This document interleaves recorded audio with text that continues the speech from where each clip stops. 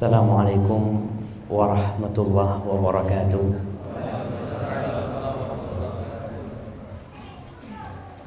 Alhamdulillah alladzi hadana li hadza wa ma kunna linahtadiya laula an hadanallah. Segala puji bagi Allah Jalla Jalaluh yang telah membimbing kita untuk berada di atas agamanya, berada di atas hidayahnya. Kalau bukan karena bimbingan Allah, tidak mungkin kita berada di atas hidayah. Maka jangan pernah berhenti bersyukur kepada Allah atas hidayah Islam dan atas hidayah sunnah yang Allah berikan kepada kita. Karena kita di Indonesia dan di banyak penjuru dunia, tidak sedikit orang-orang yang mengaku Islam tapi tidak mengamalkan Islam sebagai agama. Maka kita kembali bersyukur kepada Allah Jalla Jalaluhu atas hidayahnya kepada kita. Allahumma salli wa sallim wa zid wa barik wa an'im ala abdika wa rasulika habibina wa sayyidina Muhammad. Ya Allah, semoga salawatmu, semoga salammu, semoga berkah dan nikmatmu senantiasa kau curahkan untuk hamba kekasihmu, untuk Nabi kita Muhammad sallallahu alaihi wasallam. Masya Allah. Dan semoga salawat itu bersambung untuk istri-istri Rasul alaihi salatu wassalam, untuk Khadijah, untuk Aisyah, untuk Hafsah, dan untuk semua istri Nabi. Siapa yang mau menyebutkan semua istri Nabi buat anak?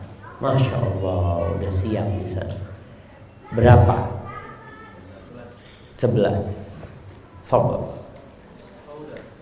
Sauda. Yang pertama lah Khadijah.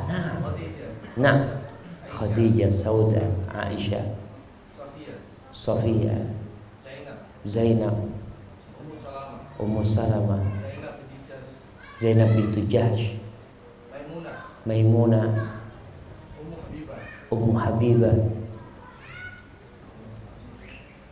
Siapa lagi itu? Juwairiyah. Terus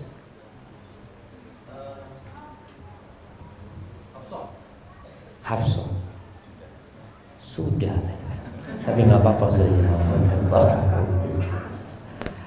Nah, dan semoga salawat bersambung untuk putra putri Rasul sallallahu alaihi wasallam, untuk Abdullah, untuk Qasim, untuk Ibrahim, untuk Zainab, untuk Ummu Kalthum, untuk Ruqayyah, dan untuk Fatimah binti Muhammadin sallallahu alaihi wasallam.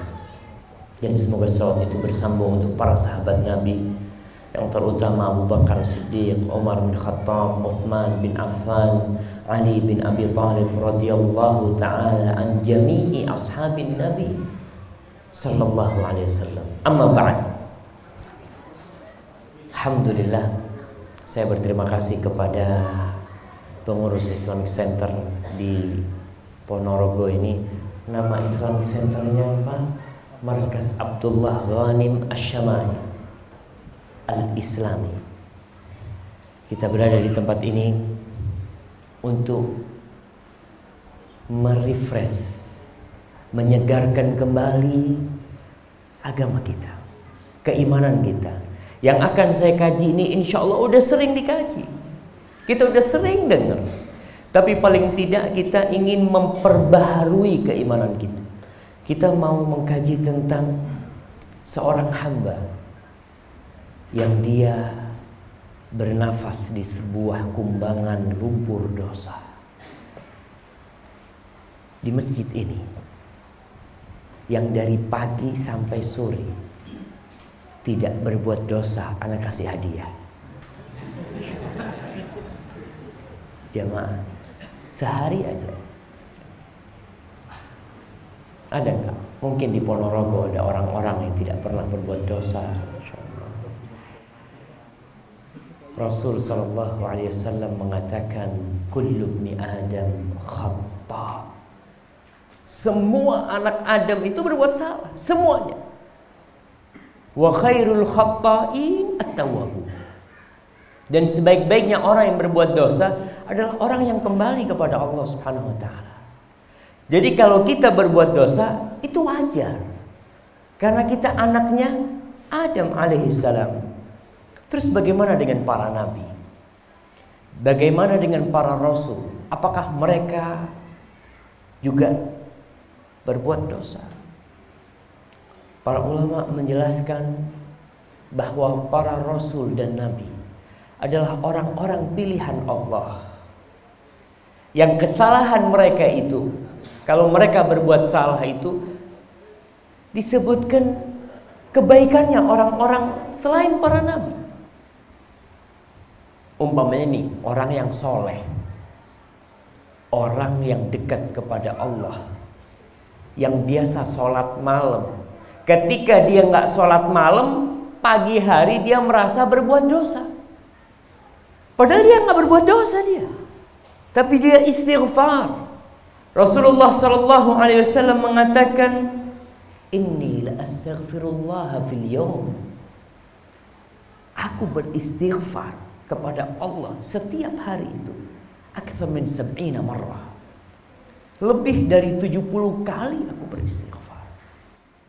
Salah seorang sahabat Ibnu Abbas atau Ibnu Umar, dia mengatakan kuntu a'uddu lin nabi sallallahu alaihi wasallam fi majlisin wahidin wa huwa yaqul rabbi ighfirli wa tub alayya innaka antat tawwabul ghafur. Aku menghitung Nabi di satu majelis, satu kali duduk sama kita, beliau itu mengucapkan rabbi ighfirli wa tub alayya innaka antat tawwabul ghafur 100 kali. Satu kali duduk. Subhanallah. Kalau itu Rasul sallallahu alaihi wasallam, istighfar dari apa? Tadi orang-orang soleh itu ketika meninggalkan satu amalan ibadah yang biasa dia amalkan, umpamanya dia habis sholat ngobrol sama sahibnya, pulang istighfar, astagfirullah, kalau tadi aku ngaji sudah dapat 2 lembar. Subhanallah. Tapi jelas semuanya itu berbuat dosa. Jadi wajar kalau kita berbuat dosa. Kalau ada yang tidak berbuat dosa, itu tidak wajar. Perlu diperiksakan ke dokter. Kalau ada anaknya Adam tidak berbuat dosa, perlu diperiksakan ke dokter. Coba dilihat, mungkin dia sudah diangkat pena itu sehingga tidak terhitung dosa. Rasulullah sallallahu alaihi wasallam dalam hadis yang diriwayatkan Imam Muslim, beliau bersabda, "Walladzi nafsi biyadihi law lam tudhnibu la dhahaballahu bikum wa la jaa'a biqaumin yudhnibun fayastaghfirunallah fayaghfir lahum." Demi yang jiwaku berada di tangannya. Subhanallah. Rasul benar-benar bersumpah dengan nama Allah. Andai kata kalian tidak berbuat dosa, Allah akan usir kalian semuanya. Allah akan hilangkan kalian semua dari muka bumi ini. Wala jaa'a biqaumin yudhnibun. Allah akan datangkan orang-orang yang berbuat dosa. Allah akan datangkan orang-orang yang berbuat dosa, lalu mereka berbuat dosa, kemudian beristighfar kepada Allah, dan Allah ampuni mereka. Disinilah makna Ghafur. Disinilah makna nama Allah Afu. Disinilah makna nama Allah Ar-Rahim. Tatkala seorang itu berbuat dosa, dia kembali kepada Allah, Allah bahagia dengan kembalinya seorang hamba kepada Allah. Allah berfirman, ingat hadis tadi, itu bukan anjuran kita berbuat dosa, bukan. Jangan mengatakan, Ustaz, kayaknya hari ini anak belum berbuat dosa nih, anak mau berbuat dosa. Gak perlu diniatkan berbuat dosa tuh. Masya Allah. Ini mungkin enaknya jadi ustaz. Masya Allah. Jazakallah khair. Bukan anjuran untuk berbuat dosa. tapi anjuran supaya kita ini merasa pelaku dosa. Sadar kita ini banyak dosanya.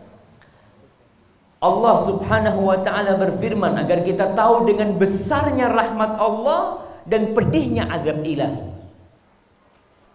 Di dalam surah Al-Hijr ayat 49 dan 50 Allah mengatakan, Nabbi ibadi anni anal ghafurur rahim.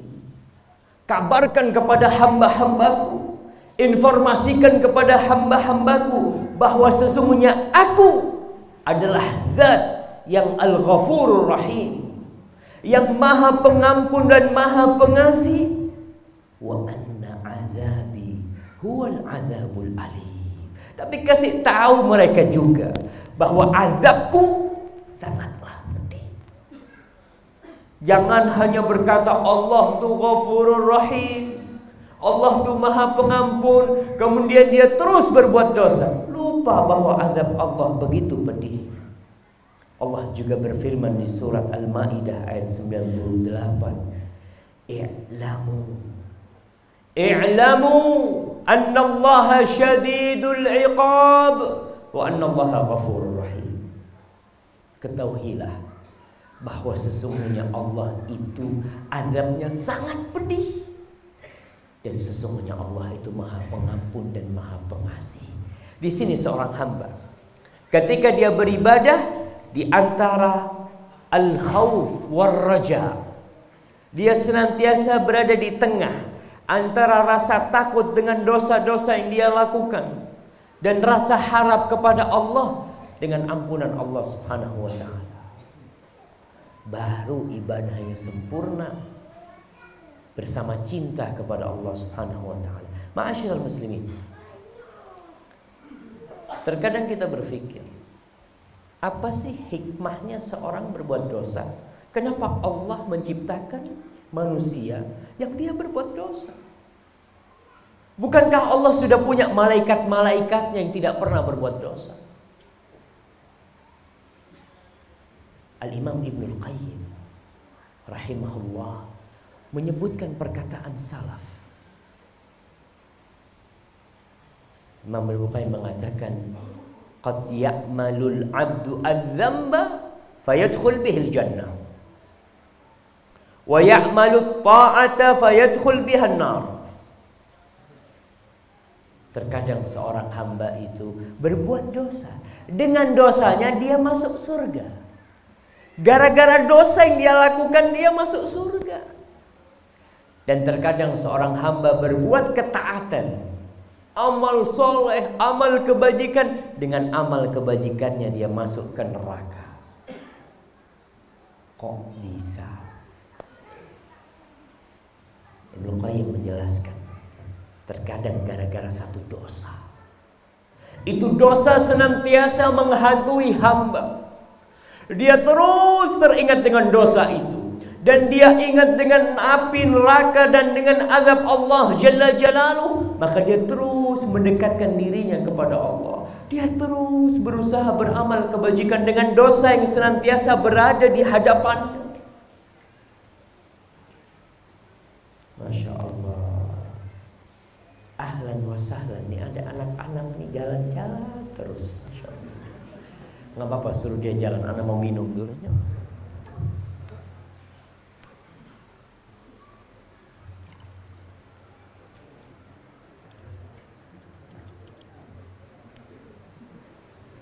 Bismillah.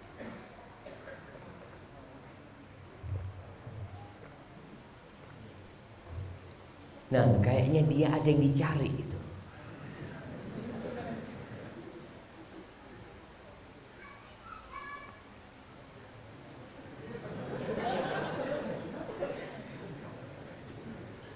Sini, duduk sini, Dek. Dek, duduk di sini.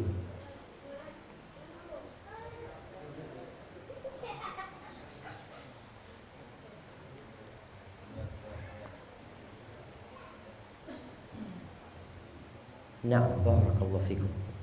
Itu namanya anak-anak. Kembali kepada perkataan Ibnu Qayyim rahimahullah. Seorang berbuat dosa masuk surga dengan dosanya. Tadi dia terus ingat dengan dosanya. Datang ke masjid, datang kajian, malam sholat malam dengan harapan, ya Allah, kayaknya dosaku ini gak bakal diampuni.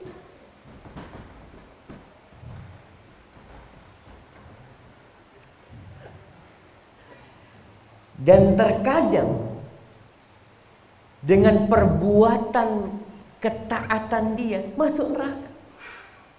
Karena apa? Karena dia sombong, karena ujub, melihat orang lain semuanya nggak ada yang masuk surga, cuma Anda yang masuk surga. Tuh banyak dosanya semua. Subhanallah. Maka hati-hati dengan ketaatan kita. Jangan sampai ketaatan itu yang diharapkan bisa memasukkan ke surga ternyata mengantarkan kita ke dalam api neraka. Jadi ada hikmah ketika orang berbuat dosa. Antum lihat sebagian orang itu mantan preman. Dulunya jangan ditanya dosa-dosa dia. Sekarang jadi orang yang paling taat. Jadi orang yang sangat dekat kepada Allah Subhanahu wa taala. Maka pasti ada hikmah dalam ciptaan Allah Subhanahu wa taala. Tapi perlu diingat, setiap dosa itu ada perhitungannya. Ya Allah, ya. Semoga Allah Subhanahu wa taala yang menutupi dosa kita, Dia mengampuni dosa kita. Setiap dosa itu ada perhitungan. Allah berfirman di surat An-Nisa ayat 123, "Laisa bi amanikum wala amani ahlil kitab. Man ya'mal su'an yujza bih wala yajid lahu min dunillahi waliyyan wala nasira." Urusan pahala, urusan balasan dari Allah itu tidak ikut angan-angan kalian, tidak ikut pemikiran kalian, tidak pula dengan pemikiran ahlul kitab yang mereka masalah dosa diatur sendiri. Tidak. Allah mengatakan man ya'mal su'an yujza bih. Barang siapa yang berbuat dosa pasti Allah balas. Pasti Allah balas. Wala yajid lahu min dunillahi waliyyan wala nasira. Tidak akan dia mendapatkan perlindungan selain dari Allah Subhanahu wa taala, enggak bakal. Ketika ayat ini turun, para sahabat merasa berat. Kalau setiap dosa ada balasannya, hancur kita ini. Datang Abu Bakar Siddiq. Siapa yang tidak kenal dengan Abu Bakar Siddiq? Seorang sahabat yang hari-harinya, yang waktunya penuh dengan amal kebajikan. Yang Rasul sallallahu alaihi wasallam pernah bertanya, "Man asbaha minkumul yawma sha'iman?" Siapa yang hari ini puasa? Siapa yang hari ini puasa? Qala Abu Bakrin ana. Nabi tanya lagi sama sahabatnya, "Man asbaha minkum ya'udu mariwan?" Siapa yang hari ini mengunjungi, membesuk orang sakit? Abu Bakar angkat tangan, ana. Ditanya lagi oleh Nabi, "Man asbaha minkumul yawma tasaddaqa ala miskin?" Siapa yang hari ini sedekah kepada orang miskin? Abu Bakar angkat tangan, ana. Ditanya lagi sama Nabi, "Man asbaha minkum tabi'al janazah?" Siapa yang hari ini ngantarkan jenazah? Abu Bakar lagi yang menjawab, ana. Nabi mengatakan, "Majtama'na fi imrin illa dakhalal jannah." Tuh, 4 amalan kalau berkumpul di satu orang masuk surga. Ketika ayat man ya'mal su'an yujza bihi, barang siapa yang berbuat dosa pasti dibalas, Abu Bakar datang menjumpai Rasul sallallahu alaihi wasallam. Beliau mengatakan, "Ya Rasulullah, ya Rasulullah, inna lanujaza bikulli su'in na'malu." Wahai Rasulullah, apakah kita benar-benar akan dibalas dengan setiap kesalahan yang kita lakukan? Setiap dosa yang kita lakukan kita akan dibalas. Faqala Rasulullah sallallahu alaihi wasallam. Rasul sallallahu alaihi wasallam berkata kepada Abu Bakar, "Yarhamukallah Abu Bakar." Semoga Allah merahmatimu wahai Abu Bakar. Alasta tansab? Alasta tahzan? Alasta tusibuka al-la'wa? Fahada ma tujzauna bi. Kata Rasulullah, "Abu Bakar, Bukankah engkau merasa lelah, capek? Bukankah engkau merasa sedih? Bukankah engkau ditimpa oleh bala, oleh musibah? Itulah balasan atas dosa-dosa kalian. Jadi kalau kita kena bala, kita sakit, langsung astagfirullah, astagfirullah. Itu mungkin gara-gara dosa kita. Itu balasan untuk dosa kita. Dan rahmat Allah itu besar. Allah menunda balasan buat kita. Karena harapannya seorang hamba itu kembali kepada Allah Subhanahu wa taala. Enggak langsung kontan dikasih balasan atas dosa yang kita lakukan. Abdullah bin Mas'ud radhiyallahu taala anhu, beliau pernah membaca firman Allah di surat Fatir ayat 45. Walau yu'akhidullahu an-nasa bima kasabu. Andai kata Allah itu memberikan sanksi kepada manusia atas perbuatan mereka, ma taraka ala dhahriha min dabbah, tidak akan tersisa satupun binatang, satupun yang bergerak di depan muka bumi ini. Enggak ada. Kalau setiap mereka berbuat dosa, Allah turunkan azab, habis tuh semua manusia dan semua makhluk. Walakin yuakhiruhum ila ajalin musamma. Tapi Allah tunda azab itu sampai batas waktu yang sudah Allah tentukan. Fa idza jaa ajaluhum fa innallaha kana bi'ibadihi basira. Kalau sudah datang tuh azab Allah sudah selesai. Waktunya sudah datang, Allah tahu siapa yang berhak mendapatkan azab Allah Subhanahu wa taala. Ma'asyiral muslimin, Ibnu Mas'ud radhiyallahu taala anhu mengatakan kadal ja'l ayyu'adzab fi juhrihi bi dzambi ibni Adam. Hampir-hampir ju'l. Ju'l itu binatang kumbang. Kumbang itu hampir-hampir diadab gara-gara dosa manusia. Kok bisa? Antum melihat ketika azab Allah turun, sekampung habis. Sapinya ikut mati, ayamnya ikut mati, semuanya mati. Antum lihat kemarin yang terjadi di Banjarnegara. Bagaimana longsor itu? Apa cuma pelaku dosanya yang kena longsor? Sampai binatang-binatang ternaknya habis jamaah. Kalau sudah datang azab Allah itu subhanallah. Ketika tsunami di Aceh datang, berapa yang mati? Jangan berpikir manusia. Berapa ekor ayam yang mati? Berapa ekor sapi yang mati? Berapa ekor binatang-binatang yang mati? Gara-gara apa? Dosa manusia. Dan tatkala Allah menurunkan azabnya, la'allahum yarji'un, agar manusia itu kembali kepada Allah Subhanahu wa taala. Ketika ada musibah di suatu tempat, yang lainnya ambil pelajaran.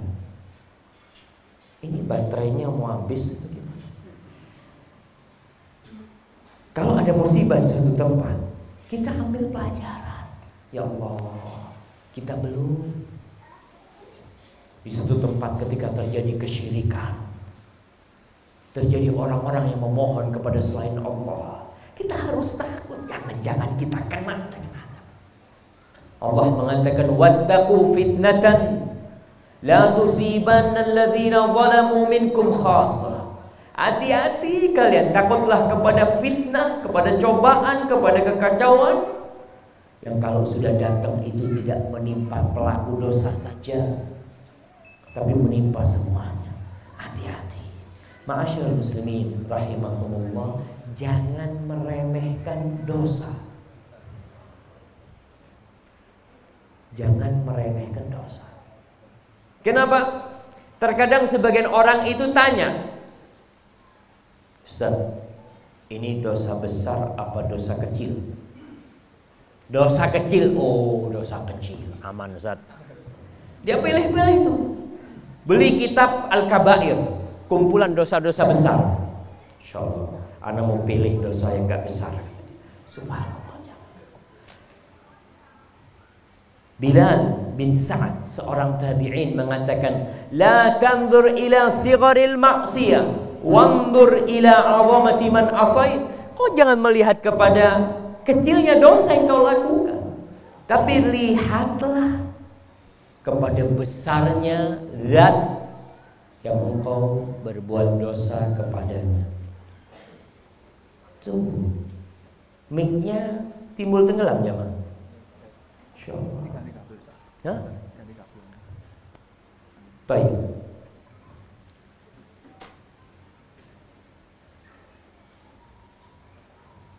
Para jemaah, antum merenungkan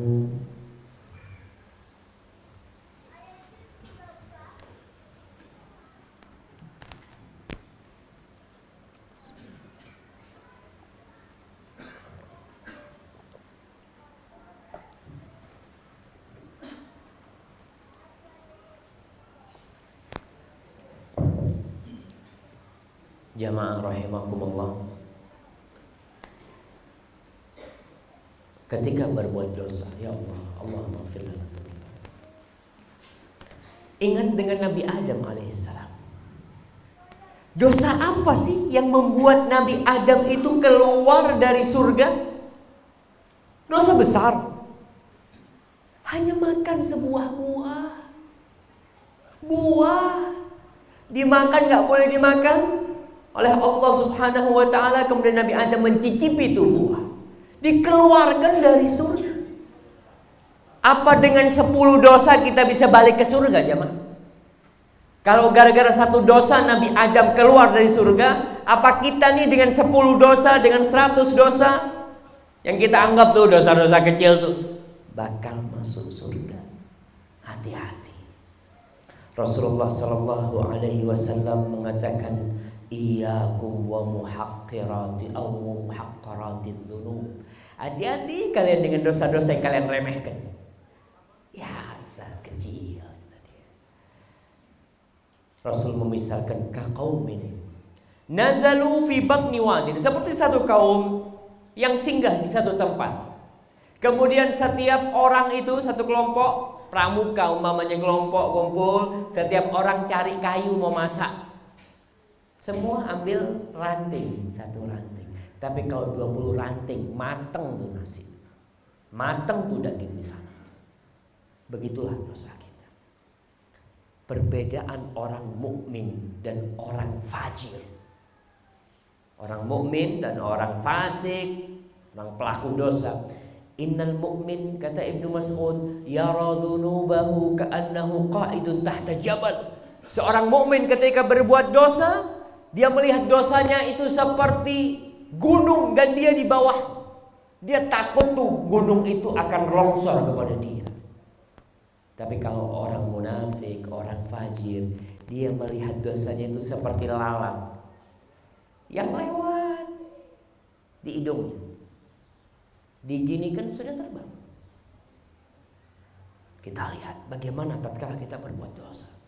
Apakah kita merasa dosa itu menghantui kita, atau ternyata seperti lalat yang diusir dengan tangan kita seperti ini. Ma'asyiral muslimin rahimakumullah. Maka kita perlu tahu gejala-gejala orang yang berbuat dosa. Bukan untuk memvonis orang lain. Ingat nih, gejala-gejala atau tanda-tanda orang yang terkena dosa ini jangan digunakan untuk memvonis temannya. Ketika fulan kayaknya berbuat dosa, Anda lihat tuh tanda-tandanya. Ini tujuannya untuk mengukur diri kita sendiri. Yang pertama, tanda orang berbuat dosa atau terjerumus dalam lumpur dosa, susah dapat ilmu yang bermanfaat. Susah dapat ilmu yang bermanfaat. Apalagi ilmu akhirat. Antum lihat, kalau lagi kajian ngantuk, jangan-jangan tuh gara-gara dosa. Yang lain pulang dapat ilmu, kita alhamdulillah alladzi ahyana ba'da ma amatana wa ilayhi. Doa baru bangun tidur. Allahu akbar. Al-Imam Syafi'i, ketika Imam Syafi'i ini belajar sama Imam Malik, dan melihat Imam Malik, ada satu yang menakjubkan di diri Imam Syafi'i. Melihat tanda-tanda kecerdasan, kepandaian Imam Syafi'i, maka Imam Malik berkata kepada Imam Syafi'i, Muhammad bin Idris, muridnya waktu itu, "Inni ara Allah qad alqa ala qalbika nuran." Aku melihat Allah telah melemparkan ke dalam hatimu cahaya. Fala tudfi'hu bi dzulmatil ma'asi. Jangan kau matikan cahaya itu dengan kegelapan maksiat. Jangan. Imam Syafi'i dikatakan beliau berguru kepada Waqi', mengatakan syakautu ila Waqi'in su'a hifdi fa arsyadani ila tarkil ma'asi wa qala lam bi anna al-ilma nurun wa nurullahi la yu'tahu 'asi. Aku laporkan kepada Imam Waqi', aku ini susah menghafal. Datang pengajian susah bisa mendapatkan faedah. Apalagi yang nggak datang kajian. Ada orang Masya Allah, dia biasa datang kajian, tahu-tahu nggak datang kajian. Ente kenapa? Allah, anak capek, ada urusan macam-macam.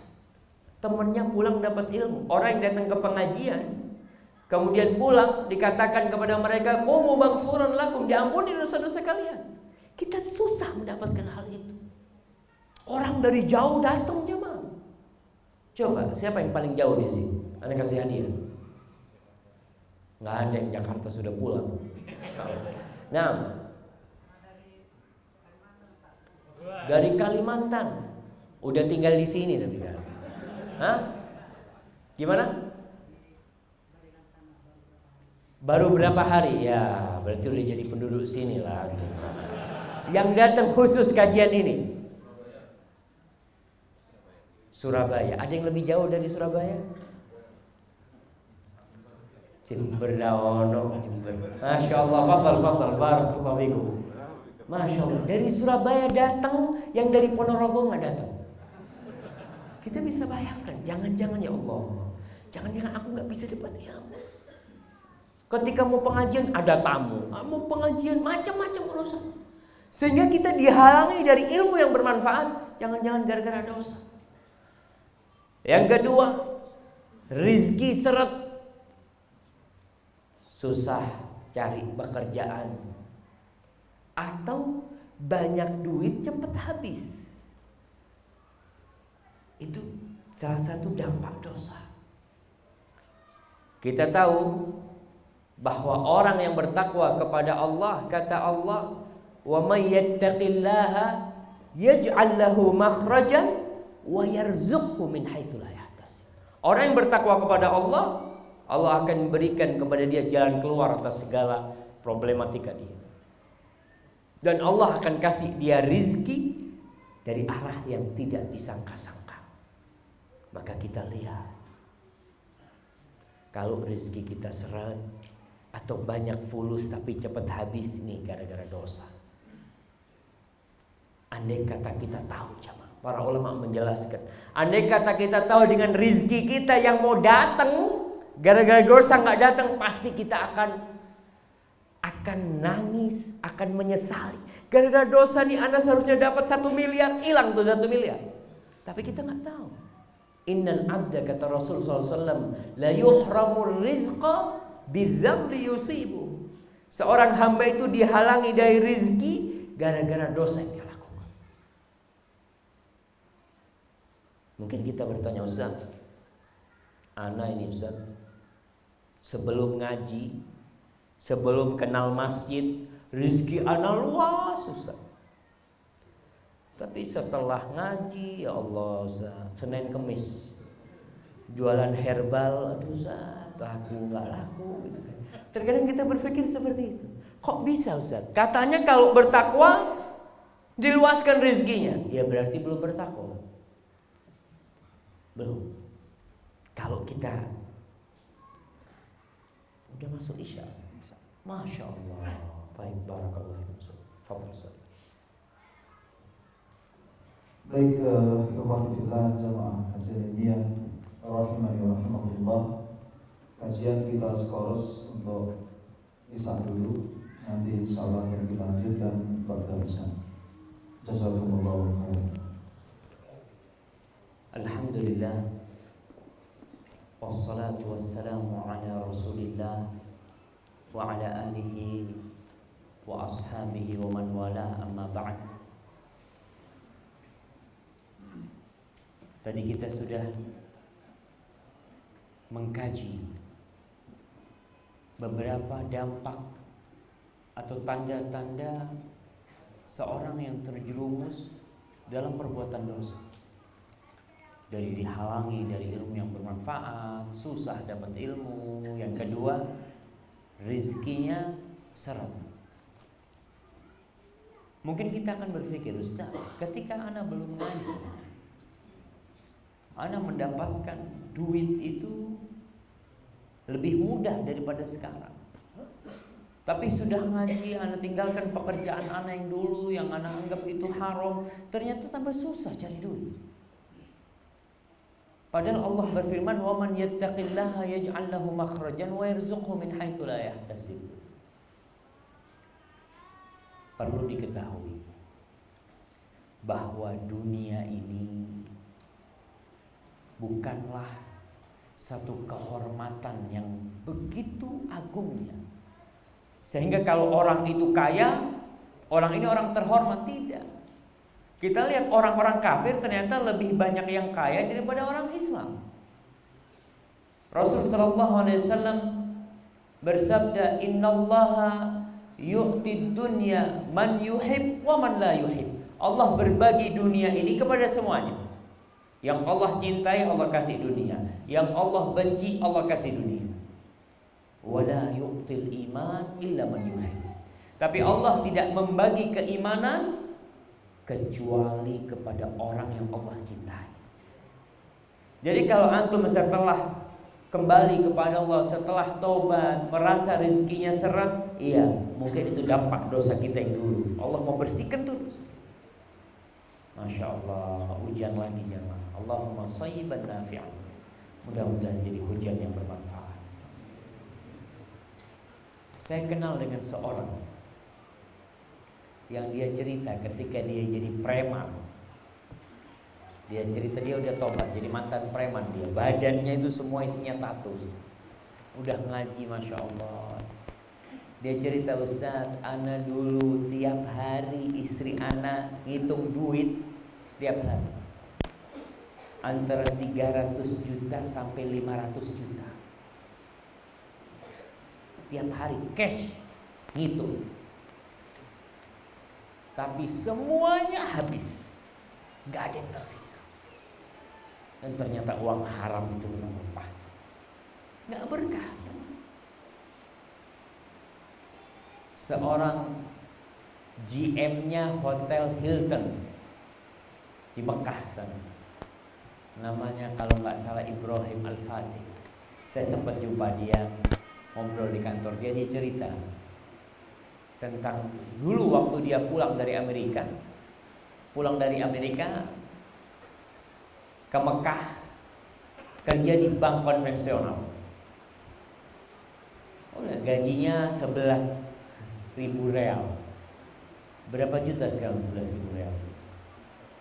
Mungkin 34 juta atau bisa sampai 35 juta. Gajinya tiap bulan, baru pulang.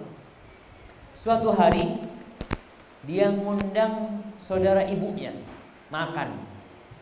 Ngobrol-ngobrol sebelum makan malam, hidangan disajikan. Si pamannya tanya nih, ada ibunya nih, "Kau kerja di mana, Ibrahim?" "Oh, alhamdulillah paman, anak kerja di bank," kata dia. Insya Allah dengan gaji yang begitu tingginya. Ya udah, si pamannya diem aja. Pas waktu makan, nggak mau makan paman. "Ana udah kenyang," kata pamannya. Macem-macem. Akhirnya dipanggilkan ibunya. Nih, Khol ini nggak mau makan. Tanya sama uminya ini, "Ente kenapa tidak mau makan?" "Makan." Gitu. "Kenapa ente nggak?" "Enggak," macam-macam. Akhirnya dia terus terang, "Enggak lah, anak ini termasuk yang takut. Soalnya anaknya ente kerja di bank. Anak takut." Akhirnya kata ibunya, ngomong sama Ibrahim, Ibrahim, besok ente keluar dari bank. Si Ibrahim kata dia, anak ini sebenarnya tidak, ya nggak kepingin keluar dari sana. Cuma karena ummi anak yang nyuruh, anak keluar. Keluar mau nggak mau, ummi yang nyuruh keluar. Bismillah. Keluar dari bank gaji 11.000 real, anak daftar cari kerjaan jadi resepsionis Hotel Hilton. Jadi dia daftar gaji 4.000 ya, Pak. Yang awalnya 11.000 gajinya 4.000 real.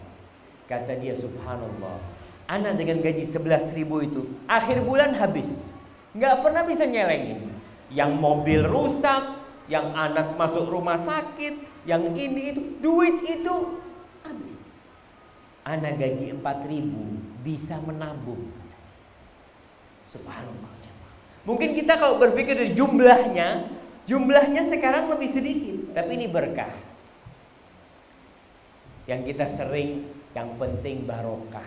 Terkadang orang sedikit barokah lebih baik daripada banyak nggak berkah.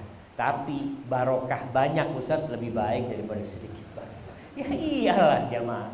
Tapi kita harus tahu diri. Bismillah, dunia ini ya Allah. Kemudian gimana kalau kita melihat orang pelaku dosa, ternyata duitnya tambah banyak. Kata Rasul sallallahu alaihi wasallam dalam hadis riwayat Ahmad, "Idza ra'aitallaha yu'til 'abda 'ala ma'asihi ma yuhibb, fa'lam annahu istidraj." Kalau kau melihat Allah mencurahkan rizkinya kepada seorang hamba sedangkan dia pelaku maksiat, ketahuilah itu istidraj. Itu termasuk diluluh. Dia apa? Apa istidraj itu bahasa Indonesia? Diluluh. Dia apa? Dimanjakan. Dia apa? Diberi tangguh ya. Ya, dibiarkan. Kayak orang jalan di depan itu jurang, tapi terus dibiarkan. Jalan ketawa-ketawa, nggak ada yang ngasih tahu. Tapi kalau ada orang jalan jurang kemudian ada yang ngasih tahu, dia akan berhenti, dia akan balik. Tapi ini pelaku dosa yang dikasih nikmat terus dia jalan, tahu-tahu jurang jatuh. Subhanallah, itulah orang yang dikasih nikmat.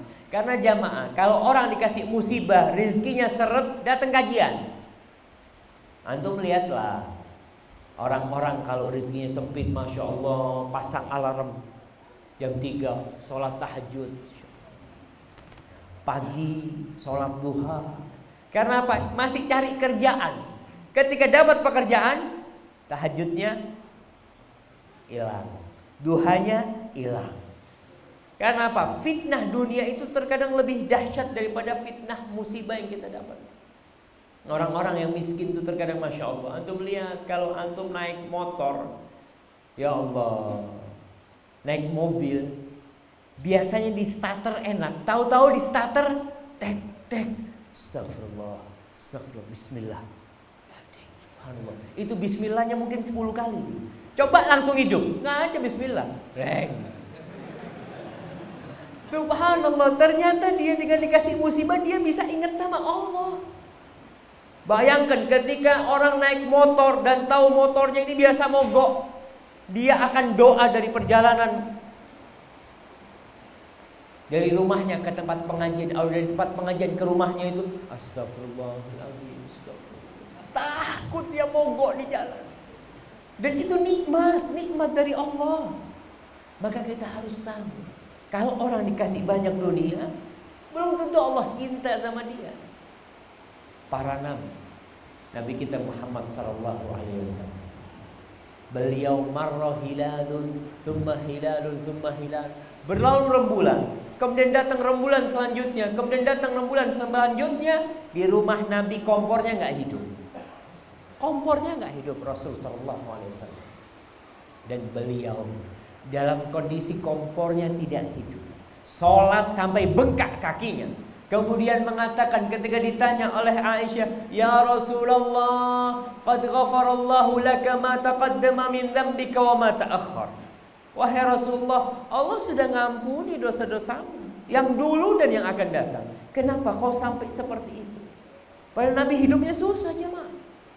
Apa kata Rasulullah SAW? Afala akunu abdan syakura. Apa nggak pantas aku menjadi hamba yang bersyukur dengan kehidupan yang segala seret rezekinya, kata oleh taala. Tapi Rasul dengan diampuni dosanya, apa nggak pantas aku bersyukur kepada Allah atas nikmat.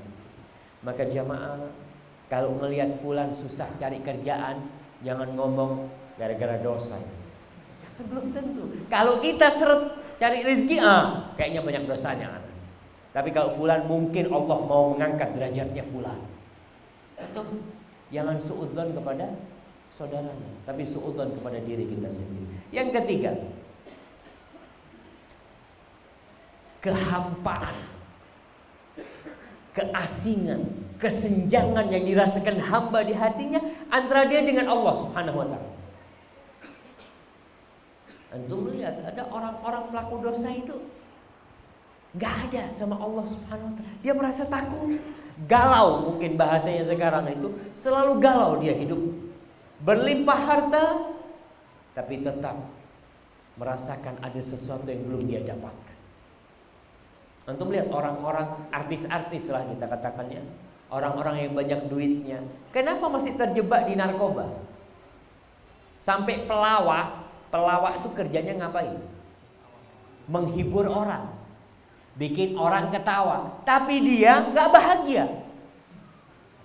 Nggak bahagia dia. Dia mencari kebahagiaan lewat pil-pil itu. Dia cari sabu-sabu. Kita pikir subhanallah, gara-gara dosa, jangan-jangan ya. Kita ketika merasakan itu kegalauan di dalam hati kita, yang biasanya kita seneng, tahu-tahu kita jauh sama Allah Subhanahu wa taala. Penyebabnya terkadang dosa yang kita lakukan. Ma'asyiral muslimin rahimakumullah. Apa sih arti kebahagiaan itu?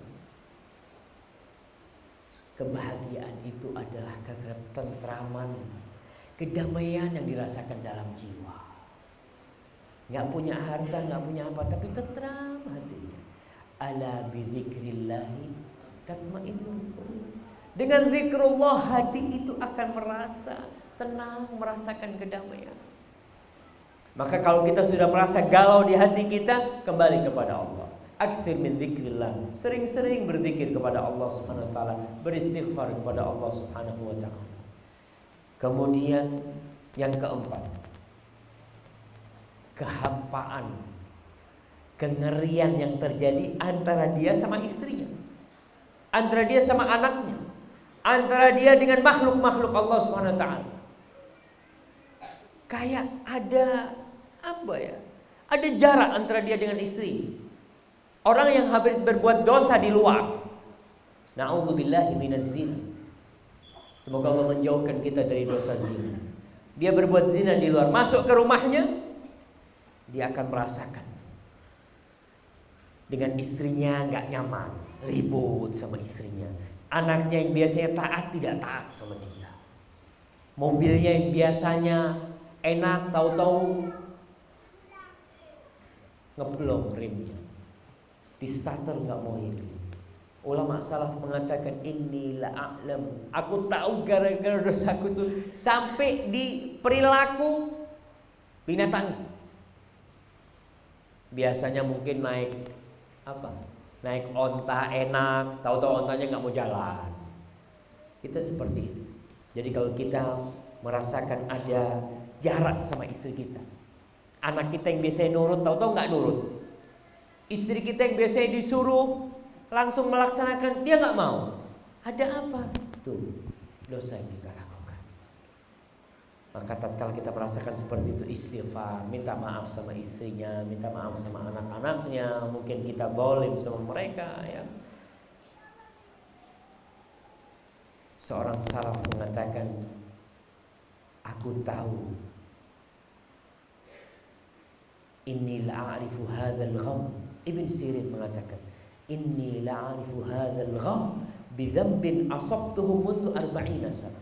Aku tahu nih perasaan galau yang ada di hatiku ini gara-gara dosa yang aku lakukan 40 tahun yang lalu. Jamaah, yang akan ditanya nanti di hari akhir salah satunya, selain umur kita semuanya, akan ditanya tentang masa muda kita. Wa an syababihi, masa mudanya dia habiskan kemana? Ibnu Sirin mengatakan ketika dia merasa kegalauan, nih gara-gara dosa aku 40 tahun yang lalu. Kok bisa tahu dia? Dikomentari oleh sebagian salaf ketika membaca perkataan Ibnu Sirin, mereka mengatakan qalladz dzunubul qaumi fa'arufu min aina mutu wa kathurat dzunubuna falam na'rif min aina nu'ta. Dosanya mereka tuh ulama-ulama salaf itu sedikit, sehingga mereka tahu ketika merasakan sesuatu, oh gara-gara dosa yang itu. Tapi kalau kita terlalu banyak dosa kita, kalau kita kena musibah, ini gara-gara dosa yang mana ya? Karena udah terlalu banyak dosanya. Maka seperti itulah kita harus merasakan. Kalau ada sampai mereka mengatakan, aku tahu dosaku itu dari tikus. Tikus di rumah yang biasanya mungkin gak pernah makan baju, tahu-tahu makan baju kita. Kok bisa padahal makanan banyak, ini baju dimakan. Maka kita harus sadar itu peringatan-peringatan dari Allah Subhanahu wa taala kepada kita. Yang kelima, disulitkan urusan. Ngurus SIM ndak mari-mari. Ngurus surat tanah nggak selesai-selesai. Ngurus apa, daftarkan anak sekolah, kurang ini, kurang itu, macam-macam. Karena Allah berfirman, "Wa may yattaqillah yaj'al lahu makhrajan." Barang siapa bertakwa kepada Allah, Allah akan kasih dia jalan keluar dari segala urusan. Jadi kalau kita nih ngurusin sesuatu nggak selesai-selesai, udah duduk sudah istighfar sejam, 2 jam, 3 jam. Sampai diriwayatkan dari Ibnu Taimiyah rahimahullahu taala, kalau beliau punya permasalahan yang tidak selesai, permasalahan dalam urusan agama, beliau itu istighfar sampai 1000 kali. Minta. Jadi kita kalau punya urusan yang nggak selesai, istighfar. Terus istighfar. Insya Allah, Allah itu kalau mau bikin mudah urusan kita, tinggal kun fayakun, selesai. Yang kelima,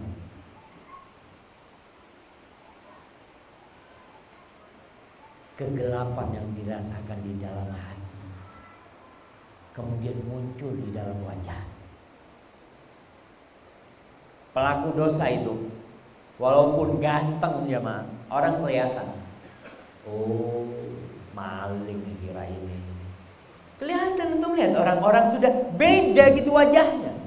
Walaupun putih tapi kelihatan dari jauh. Hati-hati nih tukang tipu ini kalau lihat wajahnya. Antum lihat. Coba antum lihat tetangga antum sekarang.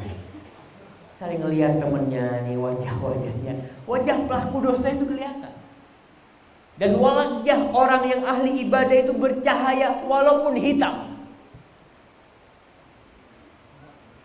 Hah? Walaupun gak hitam ya, kulitnya hitam, tapi kelihatan dia yang ahli ibadah. Saya masih ingat dengan kejadian yang saya tidak bakal lupa. Pulang dari Masjid Nabawi, pulang dari sana, ramai habis sholat isya itu kan. Tahu-tahu ada mahasiswa dari Universitas Madinah lewat tuh. Assalamualaikum Ustaz, kata dia. Waalaikumsalam, kata istri anak. Subhanallah, bercahaya wajah mereka. Orang di pasar banyak ini, tapi kelihatan beda tuh orang itu. Orang-orang yang ahli ibadah kelihatan jamaah. Kita kalau melakukan dosa, Allah nggak mengazab langsung terkadang, tapi terus. Karena orang yang melakukan dosa, nukita fi qalbihi nuqtatun sauda. Kata Rasul sallallahu alaihi wasallam, akan ada noktah hitam di hati.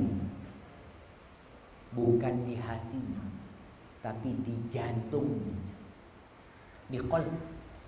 Qalb itu apa? Jantung. Cuma sekarang jadi bahasa Indonesia hati, mereka menerjemahkan qalbu, tapi qalbu itu aslinya adalah jantung. Dikasih nokta. In raja'a wastaghfarallah suqila qalbu. Kalau dia kembali istighfar, maka dibersihkan itu jantungnya, hatinya itu, kalbunya dibersihkan. Tapi kalau dia kembali, tambah tuh nokta hitam. Kembali dosa, tambah tuh nokta hitam. Sampai ditutupin hati. Dan itu muncul di wajah. Kelihatan orang-orang pelaku dosa itu. Maka Abdullah bin Abbas mengatakan, innalil hasanati dhiya'an fil wajhi. Sesungguhnya amal kebajikan itu menyumberkan cahaya di wajah. Wa nuran fil qalbi, dan di dalam hati ada cahaya. Wa sa'atan fil rizki, rizkinya diluaskan. Wa quwwatan fil badani, dan badannya sehat, kasih kekuatan di badannya. Wa mahabbatan fi qulubil khalqi, dan cinta di hati manusia. Orang senang sama fulan. Wa inna lis-sayyi'ati sawadan fil wajhi. Dosa itu mewariskan kehitaman di wajah. Gelap tuh wajah. Wa dhulmatan fil qabri wal qalbi. Kegelapan di kuburan dan di dalam hatinya. Wa wahnan fil badani, badannya jadi lemah. Salat malam enggak bisa, jadi lemah. Wa bughdatan fi qulubil khalqi, dibenci sama orang. Orang enggak suka sama orang pelaku dosa itu. Pernah dalam sebuah riwayat ada orang datang ke Hasan al-Basri. Dia mengatakan, aku ini gak dihalangi dari sesuatu apapun, padahal aku banyak dosanya, kata dia. Akhirnya Hasan al-Basri tanya, hal taqumul lail? Kau bisa gak bangun malam? Gak bisa. Gak pernah qiyamul lail. Cukup. Tidak bisa bangun malam itu sebagai akibat dosa yang kau lakukan. Kau dihalangi dari kebaikan yang banyak sekali. Kebaikan bermunajat kepada Allah Subhanahu wa ta'ala. Yang ketujuh, dosa itu melenyapkan barokah umur dan memendekkan umur kita. Sebagian orang, Masya Allah jamaah, umurnya 20 tahun hafal Al-Quran. Ada teman dari Itali 2 tahun masuk Islam, hafal 20 juz. Kita sampai tua dah hafal-hafal Al-Quran. Kok bisa? Nih fulan baru masuk Islam 2 tahun hafal 20 juz. Anak 50 tahun Islam. Qul huwallahu ahad, qul a'udzu birabbin nas. Paling panjang idza jaa nasrullahi wal fath. Masya Allah. Jangan-jangan habis umur kita untuk kemaksiatan. Gak berkah umur kita. Ada orang-orang yang bisa melakukan perbuatan kebajikan dalam waktu yang singkat. Kita gak bisa. Fulan sudah berangkat haji, Fulan sudah berangkat umroh, ana. Padahal sama, mungkin dilihat hartanya sama fulan itu, harta anda gak lebih sedikit dari fulan. Tapi kenapa fulan umurnya baru 35 tahun sudah umroh 2 kali, ana 40 tahun belum umroh-umroh? Jangan-jangan gak berkah umur anak ini. Jadi pahalanya itu cuma sedikit. Umurnya lebih panjang tapi amal kebajikannya sedikit. Gara-gara dosa yang kita lakukan. Kemudian yang ke-8, orang yang berbuat dosa itu suka bermaksiat. Artinya dosa melahirkan dosa. Dosa melahirkan dosa. Antum melihat umpamanya orang yang berzina, na'udzubillahi min dzalik. Dosa zina itu akan mengantarkan dia. Ya, kita lihat dosa ke kafe-kafe malam lah. Orang dari minum, habis minum joget-joget, terus berzina, terus dah sholat subuh. Dosa itu terus sampai dikatakan seperti tasbih itu. Kalau lepas merotoli, maka kita harus ikat. Berbuat dosa langsung ikat, istighfar sama Allah. Kalau tidak melahirkan dosa-dosa yang lain. Orang yang berbuat dosa umpamanya, anggaplah main judi. Awalnya main judi aja, tahu-tahu ribut sama temennya, dibunuh temennya. Orang yang ke konser-konser dangdutan ya, yang begitu menggodanya, sikutan sedikit tusuk mati, membunuh, ribut. Subhanallah. Dosa itu melahirkan dosa. Maka kita harus hati-hati. Semua dosa itu katanya awwaluha aw mabda'uha minan nazar, dari pandangan. Coba kita lihat seorang yang berzina.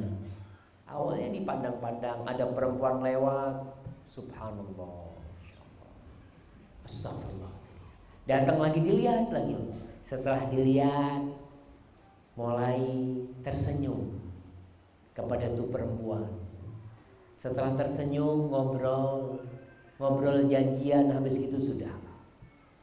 Maka dosa benar-benar melahirkan dosa. Kita harus hati-hati. Kemudian nggak punya malu. Yang keberapa? Yang ke-9. Nggak punya malu. Yang awalnya itu berbuat dosa sembunyi-sembunyi, terus terang-terangan dia. Karena udah hilang rasa malu. Awalnya minum, sembunyi-sembunyi, lama-lama terus di pinggir jalan minum. Sampai di rumahnya pun pulang dengan aroma. Na'udzubillah ya. Orang yang seperti itu subhanallah. Bohong. Rasulullah SAW mengatakan iyyakum wal kadzib. Hati-hati kalian dengan dusta. Fa innal kadziba yahdi ilal fujur. Sesungguhnya bohong itu mengantarkan kepada dosa-dosa yang banyak tuh. Kemudian yang namanya dosa-dosa yang banyak itu mengantarkan kepada neraka. Pedagang kita lihat. Pedagang itu yang suka bohong, nggak malu dia. Datang orang, masya Allah, beli HP. Berapa nih HP? Sudahlah buat ente 500. Buat ente 500. Kata dia nggak boleh 400. Ya modalnya nggak segitu. Ya udah nggak jadi. Udah sini nggak apa-apa, sudah ambil. Bayangkan coba. Dia ngomong modalnya nggak segitu, terus dia kasihkan. Nggak malu dia bohong, nipu orang apa? Udah nggak ada rasa malu. Kita kan yang lihat, loh, kok nggak malu ya? Tadi bilang modalnya nggak segitu, tapi dikasihkan 400. Hilang. Yang namanya orang sudah suka nipu, nggak malu. Sampai orang mamanya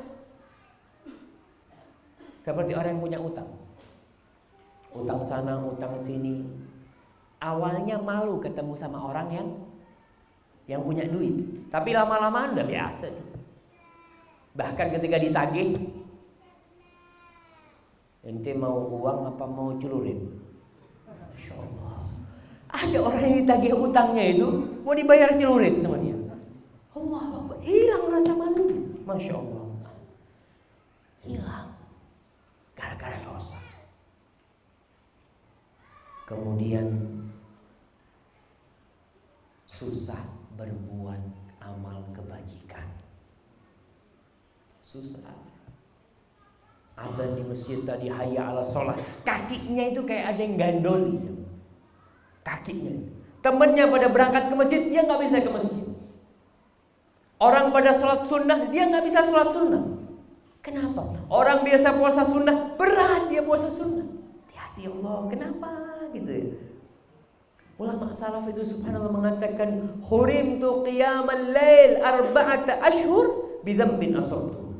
Itu perkataan Sufyan Ats-Tsauri. Aku dihalangi, diharamkan untuk qiyamul lail 4 bulan gara-gara dosa yang aku lakukan. Satu dosa.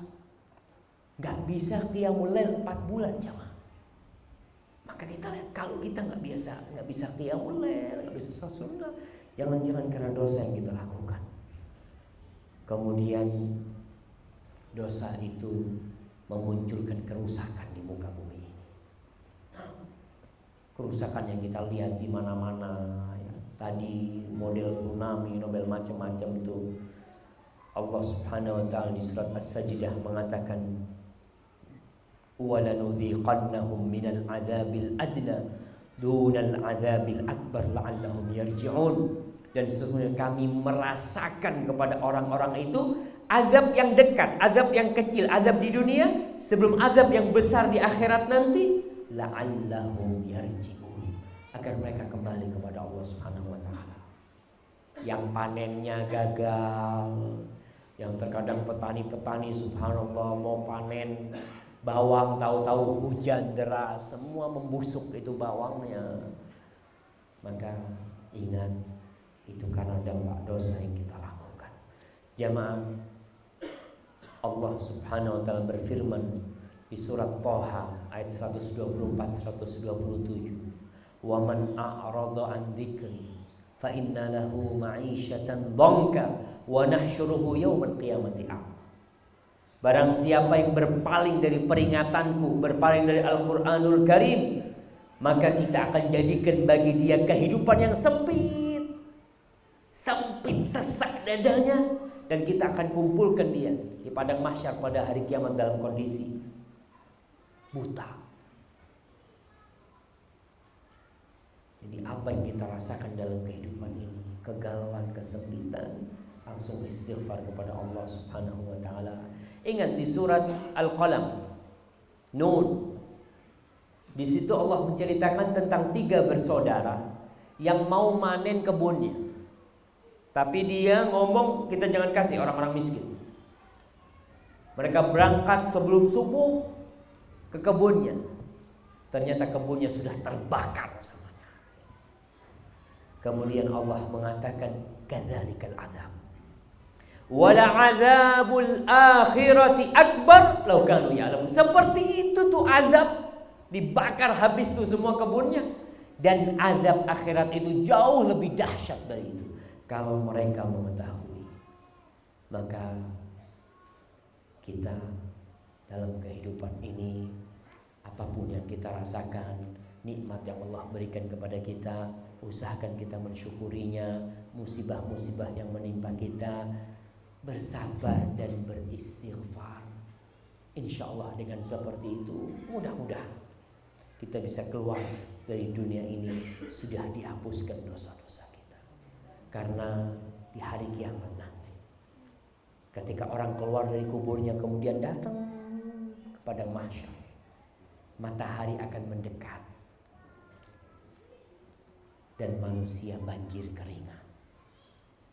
Ada yang keringatnya sampai mata kakinya, ada yang sampai betisnya, ada yang sampai pinggulnya, ada yang sampai dadanya, ada yang sampai hidungnya. Orang di sebelahnya nggak keringetan. Dia melihat tuh orang di sebelahnya nggak keringetan, tapi dia seperti di kaca-kaca, seperti di akuarium, tenggelam dalam keringatnya sendiri, gara-gara dosanya dia. Dan di padang mahsyar ada 7 golongan yang akan mendapatkan naungan dari Allah Subhanahu wa ta'ala. Jadilah salah satu dari mereka. Yang pertama, imamun adil, imam yang adil. Yang kedua, syabun nasya'a fi ibadatillah, pemuda yang tumbuh besar beribadah kepada Allah Subhanahu wa ta'ala. Yang ketiga, warajulun qalbuhu mu'allaqun bil masajid, seorang lelaki yang hatinya bergantung di masjid.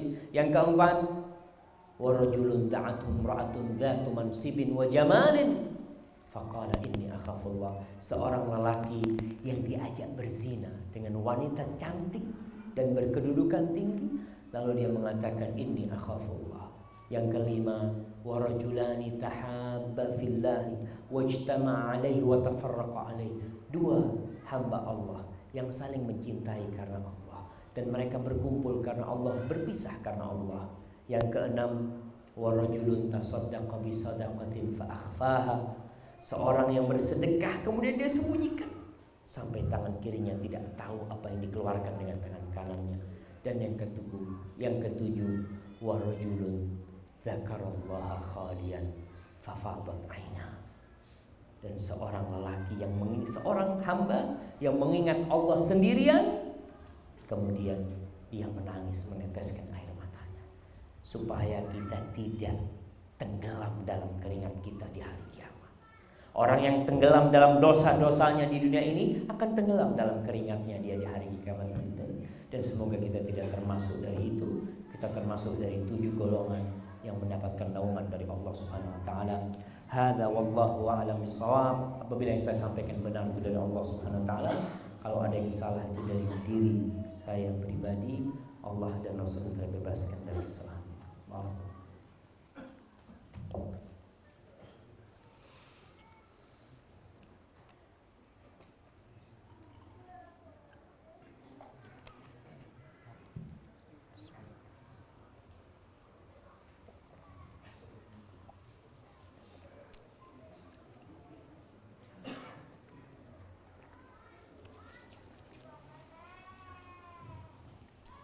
Alhamdulillah wassalatu wassalamu ala Rasulillah. Di sini ada beberapa pertanyaan yang bisa saya jawab, akan saya jawab. Kalau tidak, wallahu a'lam bishawab. Assalamualaikum Ustaz, bagaimana hukum seorang muslim kerja di negeri kafir? Barakallahu fiik. Para jamaah, seorang muslim itu diperintahkan untuk berhijrah dari negeri kafir ke negeri Islam. Itu perintah. Kenapa? Karena seorang muslim di negeri kafir itu, Rasul sallallahu alaihi wasallam mengatakan, ana bari'un min muslimin yuqimu baina dhahranail musyrikin. Aku berlepas diri dari seorang muslim yang hidup di tengah-tengah orang musyrik. La tatara'a naruhuma. Api keduanya enggak boleh saling kelihatan, kata Nabi. Nabi mengatakan itu untuk menyelamatkan umatnya. Para jamaah, ada seorang syekh yang berangkat ke Eropa. Dari Suria dia.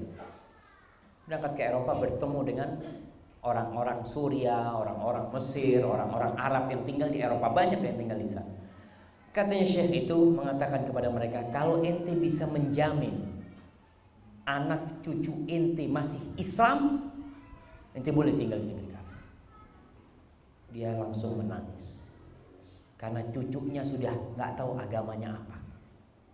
Kita bayangkan jam di negeri kafir itu nggak dengar azan. Kita di Indonesia dengar azan aja nggak ke masjid, nggak sholat banyak orang. Apalagi di negeri kafir nggak dengar azan. Di negeri kafir itu syiar-syiar kekufuran di mana-mana kelihatan. Teman-teman kita, saudara-saudara kita yang kerja di mana, di Korea, umpamanya, subhanallah, nggak bisa sholat jamaah. Waktunya sholat terkadang ada yang sholat di kamar mandi. Dia harus menjual minuman keras, harus ngantarkan itu, mengantarkan orang-orang ke tempat-tempat ibadah-ibadah kaum musyrikin. Dia ada di situ, dia melihat. Yang awalnya mungkin astagfirullah, melihat perempuan-perempuan dengan pakaiannya seperti itu. Awal datang astagfirullah, astagfirullah. Sebulan udah hilang tuh jamaah. Karena terbiasa. Orang yang terbiasa melihat kemaksiatan, biasa dia.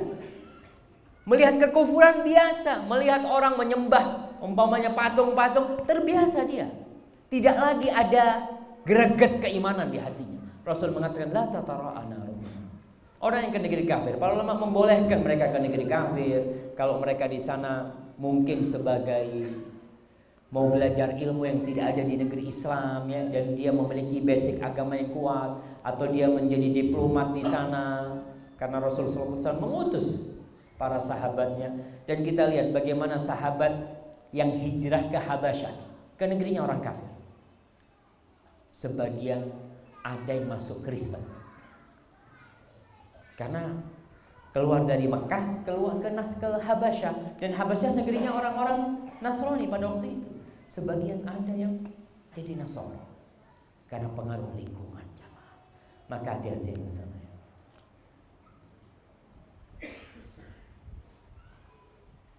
Masya Allah.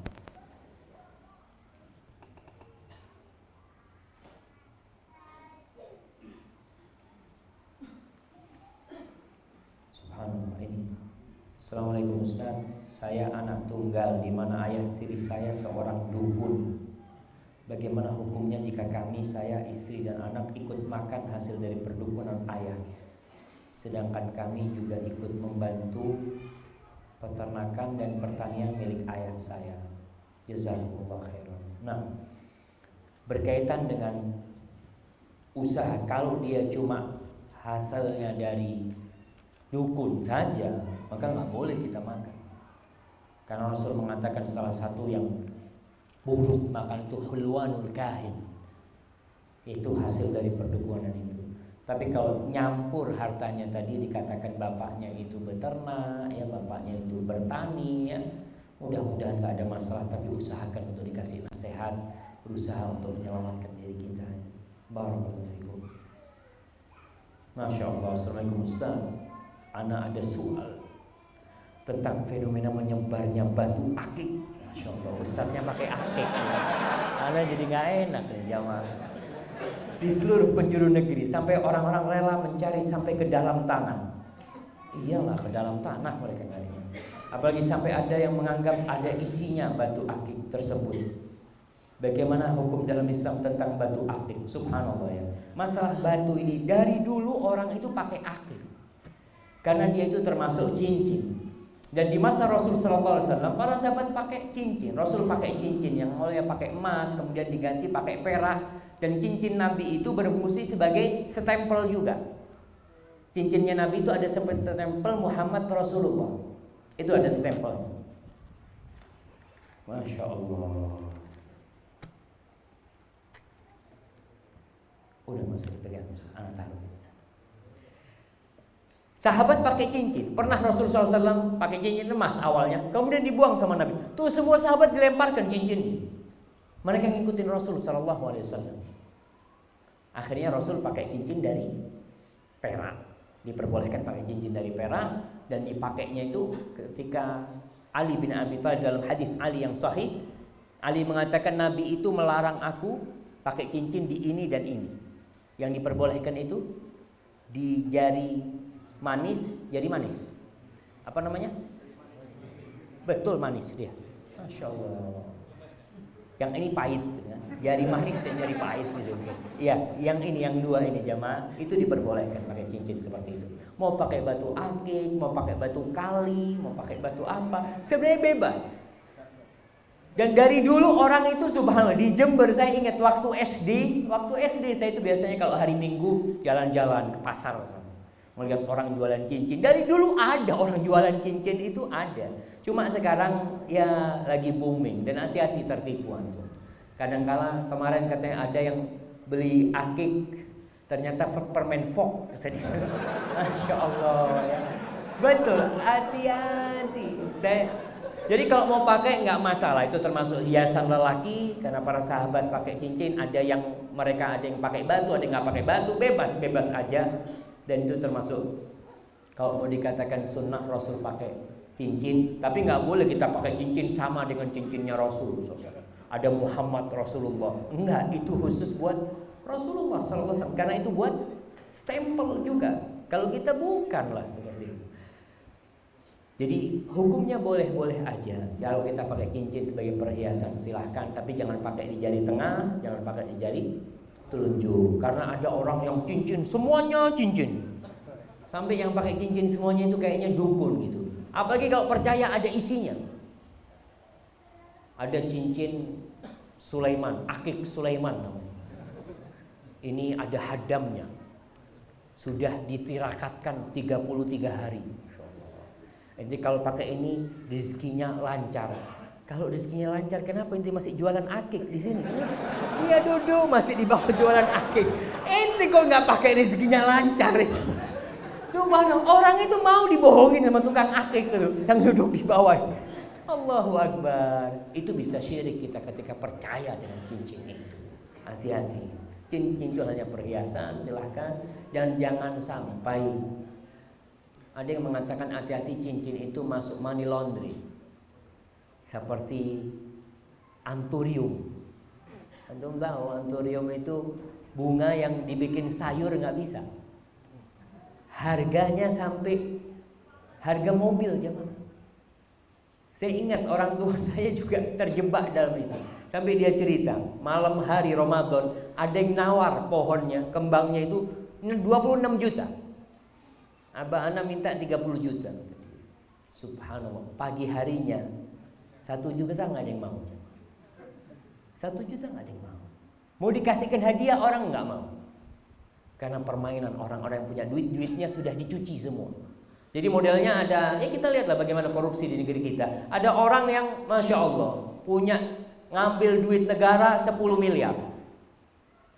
Kan dia diminta mempertanggungjawabkan dapat dari mana 10 M ini hartamu. Dia akan ngomong jual akik. Dia beli akik 1 juta laku 1 M. 1 M sudah jelas dapat dari penjualan akik. Nanti lagi padahal yang disuruh beli itu temannya sendiri. Temannya dikasih duit 1 M, ente beli akik ana 1 miliar. Jadi kan ketika dia jual ke temannya ngasih 1 miliar, duitnya ini jadi duit bersih. Karena hasil kerja, hasil bisnis. Hati-hati dengan yang seperti itu. Pengen mau pakai akik fadol, tapi jangan sampai tertipu dengan ya beli yang mahal-mahal, percaya dengan isinya, itu membuat kita nanti bisa terjebak dalam kesyirikan. Wallahu a'lam bishawab. Anak akik tidak beli jamaah. Anda nggak beli, jangan dipikir ustadznya ini ikut beli akik, enggak. Kita ini kalau ke luar Jawa, kemarin ke Pontianak, itu sepanjang jalan itu orang gosok akik, gosok batu, sampai ibu-ibu tua yang jualan sayur, dia apa? Di beseknya itu ya, itu isinya batu. Jadi di pinggir jalan itu jualan batu, ibu-ibu perempuan, karena yang lagi laris dia batu, maka mereka kasih anak cincin, dia dipakai lah. Kalau nggak dipakai nggak enak sama yang ngasih gitu kan. Barakallahu fikum. Bukan mau gaya ustadznya cuma.